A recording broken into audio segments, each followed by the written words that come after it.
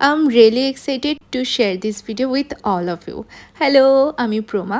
অনেক দিন থেকেই বাড়িতে শুনছিলাম একটা নিউ বাইকের কথা। এক্সাম দিয়ে বাড়িতে এসে আমি তো অবাক। আমাকে বলা হয় দ্রুত রেডি হয়ে নে, বাইক কিনতে যেতে হবে।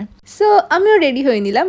রেডি হতে আর কিসের চাপ। অ্যান্ড দেন সবাই মিলে চলে গেলাম রয়্যাল এনফিল্ডের শোরুমে। এখন কার জন্য বাইক কেনা হচ্ছে, এটা গিফট নাকি সেলফ গিফট, এসব জানতে হলে অবশ্যই ভিডিওটা লাস্ট অবধি দেখতে হবে। এক একটা মানুষের এক একটা জিনিসের ওপর ফ্যাসিনেশন থাকে। কাউকে জুয়েলারি দিলে সে খুব খুশি হয়, কাউকে গাড়ি গিফট করলে সে খুব খুশি হয়। আর আমার জামাইবাবুর গাড়ির প্রতি একটু আলাদাই অবসেশন। সো তোমরা নিশ্চয়ই বুঝে গেছো কার জন্য বাইক কেনা হচ্ছে। এবার কথা হচ্ছে বাইকটা কে গিফট করছে। এই গাড়ি কেনার ডিসিশন, গাড়ি কিনতে যাওয়া সব কিছু আমি সাডেনলিই শুনছি। হঠাৎ করে একদিন শুনি যে দিদি জামাইবাবুকে বাইক গিফট করছে।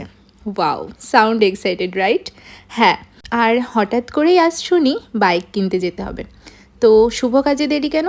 আমরাও চলে গেলাম সপরিবারে বাইক কিনতে। আর আমাদের বাবায়েরও কিন্তু চয়েস আছে। ও তো গিয়েই একটা সুন্দর দেখতে বাইক ধরে বসে আছে। মাঝে মাঝে উঠেও বসছে, নামবেও না, কেউ নিলেও কাঁদছে। এইসবের মধ্যে আমরা একটু চা কফি খেয়ে নিলাম।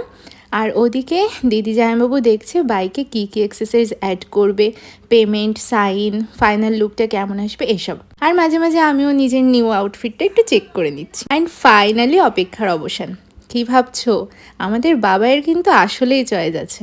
ও যেটা ধরেছিল ওটাই নেওয়ার প্ল্যান ছিল। ওদিকে চয়ন দাদারও আজই ফেরার ফ্লাইট, যার জন্য শেষে জেঠিমণি আর দাদা থাকতে পারেনি। বাট বাড়িতে এসে কিন্তু দাদাও বাইকে একটা ছোট্ট রাইড দিয়ে ভীষণ মজা পেয়েছে। So that's a happy ending for today. See you in the next video. Tata.